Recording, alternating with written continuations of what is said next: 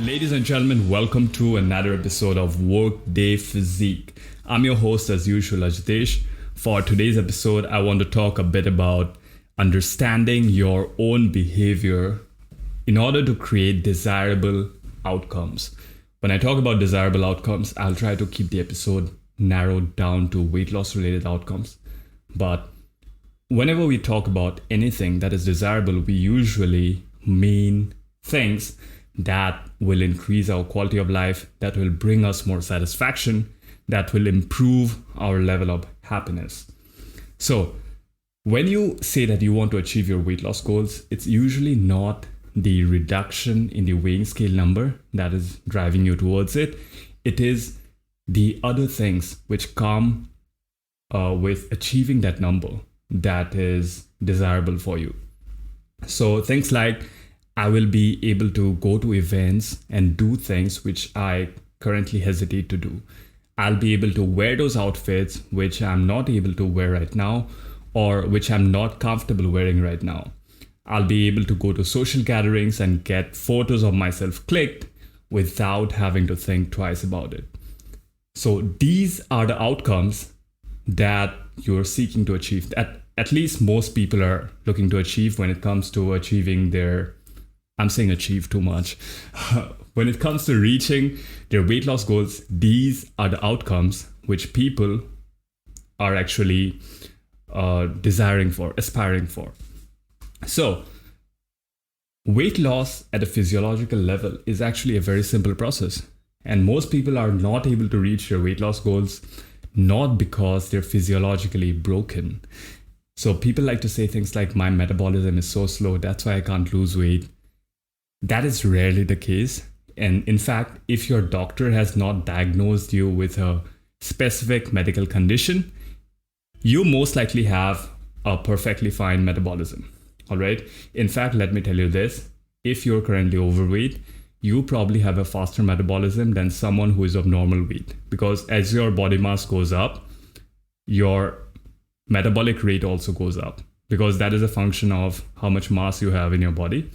So most likely you have a slightly faster metabolism than someone of normal body weight, and not the other way around.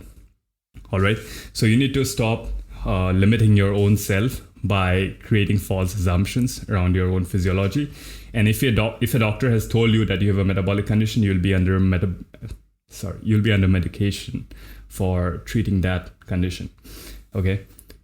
For most people, weight loss is a behavioral problem and not a physiological problem. At a physiological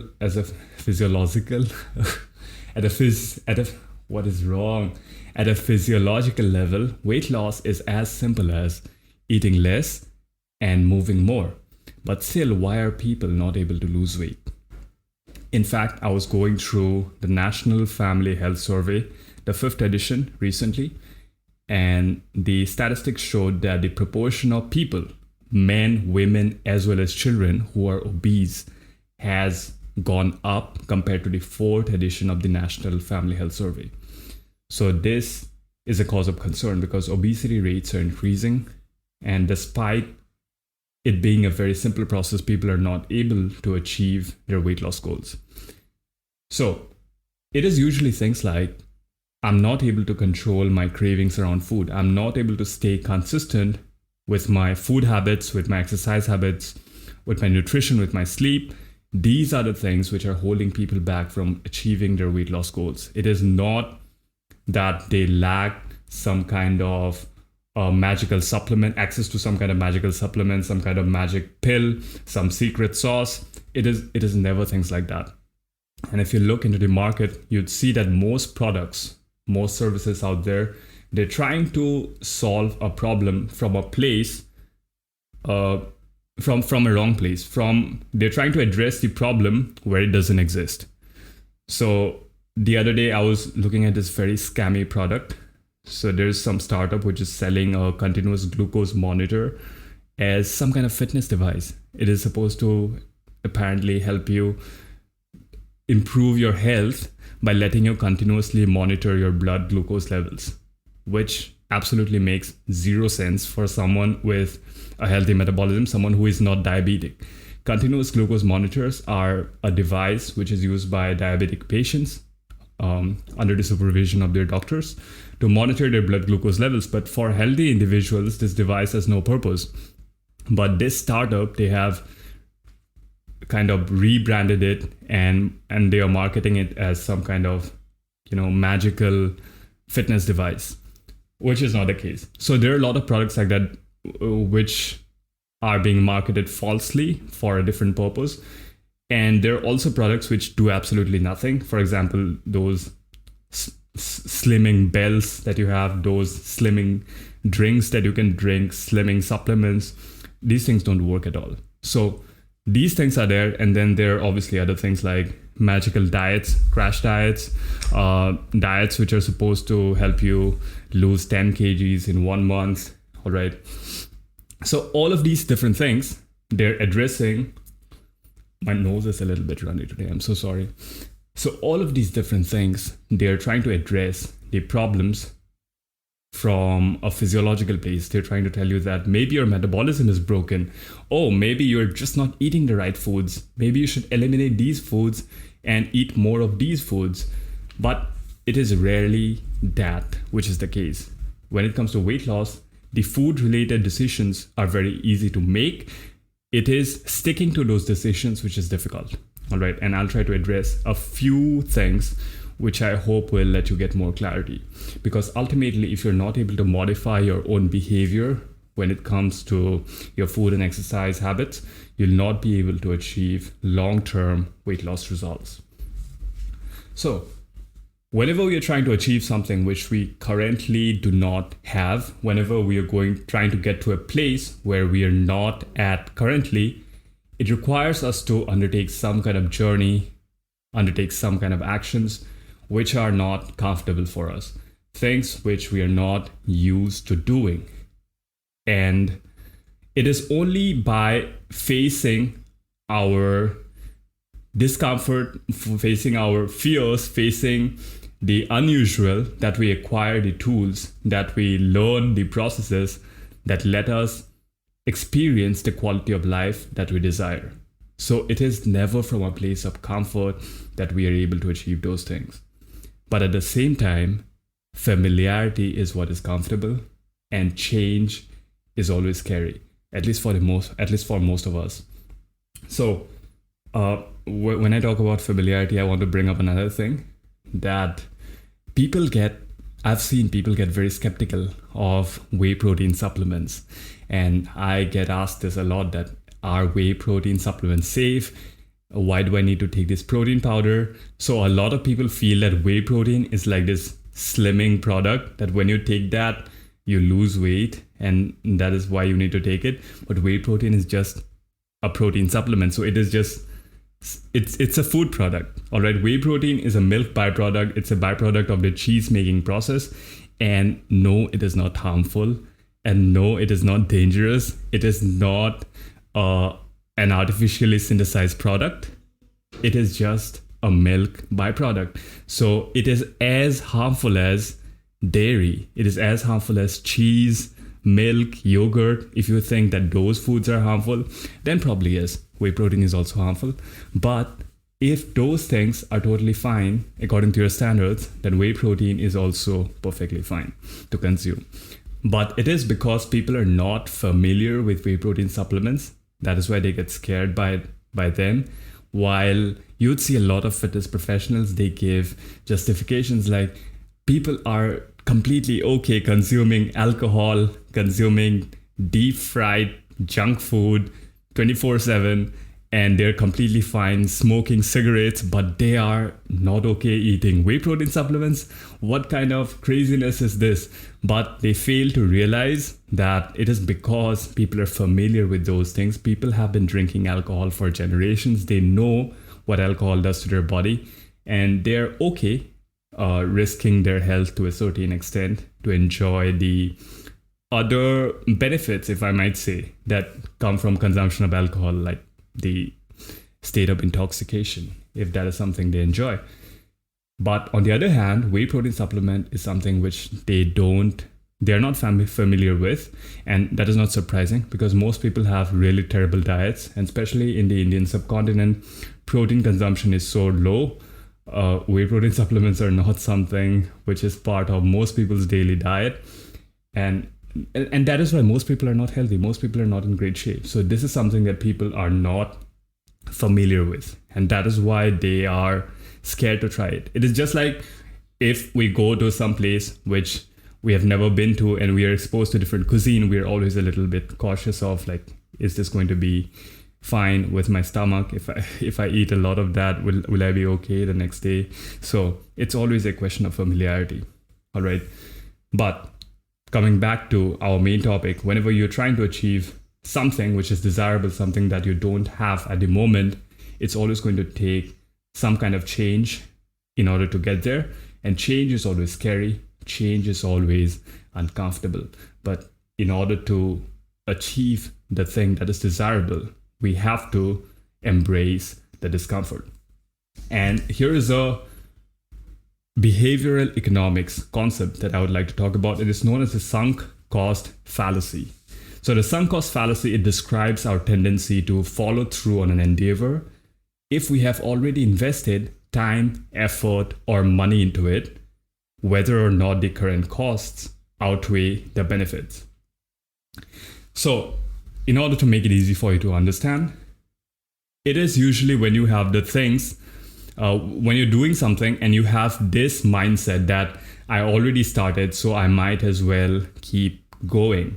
So if you're someone who is currently pursuing some kind of course, maybe you were pursuing some kind of degree, and midway through the degree, you realize that this is not something that I want to do, but you have this thought that I've already spent 2 years doing this. I've invested so much money in this. I might as well continue. All right. There are people who have been in relationships for a very long time, and they know that it's not working out, and maybe the relationship is toxic for them, but they still stay in the relationship because they feel that they've invested so much time and energy into this person, into this relationship, that they should probably, make it work. But the reality is that the sunk cost fallacy, the cost of not making the change, the cost of not taking action when you come to the realization is usually higher than the amount that you have invested in the relationship, in the education, in whatever you're doing right now at the moment. So if you feel that 20 years have gone by, I'm already out of shape, and there's no point making a change right now, you are wrong. There is always benefit to making a change, and the cost that you will have to bear by not making a change is always greater than the amount that you have invested so far in your life to get to your current state. So that is the sunk cost fallacy. So I would like you to keep that in mind whenever you have this thought the next time, that maybe it is too late to make a change. It is never too late to make a change. It is a fallacy that we have when we think about things in that way. So think about it from that direction. The other day, I was also listening to a podcast episode where Dr. Andrew Huberman, he was a guest. And Dr. Huberman, he's an associate professor in Department of Neurobiology at Stanford University, and I'm quite a big fan of his work, which mostly revolves around human behavior. So on this podcast, he was talking about how discomfort and situations which bring about adrenaline rush in our body, which bring about that fear response, which bring about that sensation of discomfort, how these situations are actually signals for taking action. A lot of people run away from such situations because they feel that, it's a signal for them to get away from that place to a place which is more comfortable. But it is only by embracing those situations, by embracing the discomfort, that you can get to a place where you feel better. Many people, they tend to approach things from a place of how they feel, from a place of perception. So that is how they go about initiating things. That, do I feel good about this? Is this something that I'm comfortable with? And only when their mind says yes, that this is something that should make you feel good, that is when they approach and do the thing. But Dr. Huberman suggests that it should be approached from the opposite perspective. That when you feel discomfort, when you feel that this is something which is causing you fear, you should go and do the thing. And when you persist through the initial phase of discomfort, when you come out from the other end, you would have changed that perception in your head. You would be in a different place from an emotional standpoint, and you would feel better because you took that action and persisted through the discomfort. So instead of approaching things from a perspective of how you feel and then taking action, take the action and that will determine how you feel. So this was very insightful. And he also gave an example of David Goggins. If you haven't heard of David Goggins, I highly recommend reading his memoir, which is called Can't Hurt Me. And if you're currently going through a phase of demotivation, if you're currently feeling low, you should definitely listen to his story. Why I say listen is because I listened to the audiobook and I did not read the book Can't Hurt Me. I actually prefer the audiobook over the written version because between the narration of the chapters, there is also podcast-like sessions between David Goggins and the narrator, where Goggins gives additional insights into what was happening in that chapter that they were, that was being narrated earlier. So the audiobook version of the book is superior, in my opinion, for this particular book. I would highly recommend it, especially if you're someone who is in a low place at the moment. So yeah, Dr. Huberman also gives the example of David Goggins. So David Goggins was in the Huberman lab, and they have this simulation where they simulate an environment where you are surrounded by sharks. So they have this VR simulation kind of thing where they test like your they plug you into machines and they test like your brain signaling and all of that. So when David Goggins went to the lab, they told him about the experiment, and Goggins was very explicit that he did not like sharks. But when it came to starting the experiment, when they were asked to volunteer, when Dr. Huberman asked like who would like to volunteer first, David Goggins was the first to say that I'll go first. All right.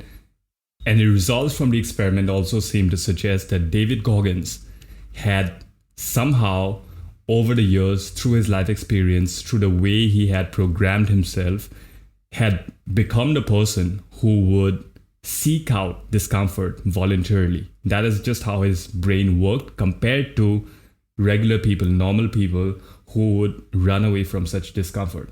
And he had learned to channel that discomfort into pleasurable experiences. So when he goes and accomplishes things which seem difficult at the moment, and he comes out of the other end stronger, more resilient, that gives him a sense of satisfaction. And this is the kind of thing that you want to create for yourself in your life. So when you feel the discomfort for change, when you feel scared about doing something which will take you to a better place, instead of running away from it, embrace it. Because it is not motivation that leads to action, it is action that leads to motivation. When you put yourself in that place of momentum, it is only then that you can progress towards a certain direction. Because it's again like the law of inertia, right? A body at rest tends to stay at rest. A body in motion tends to stay at motion.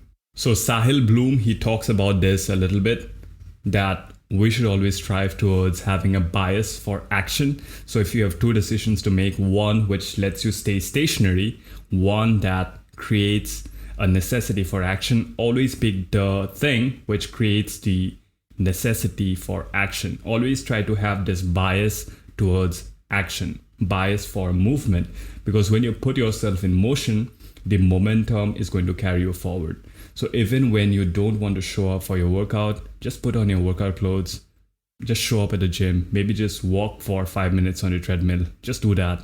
All right. And when you just do that 5-minute walk, it will put you in that momentum and you may end up doing a 1-hour workout afterwards. But if you have this humongous plan to do a 60-minute session or 2-hour session, you may never end up going to the gym in the first place. So just create that bias for action. What is the first step that will put you in motion? Just go and execute that. Whenever you feel that something is going to create discomfort for you, instead of running away from it, face the discomfort.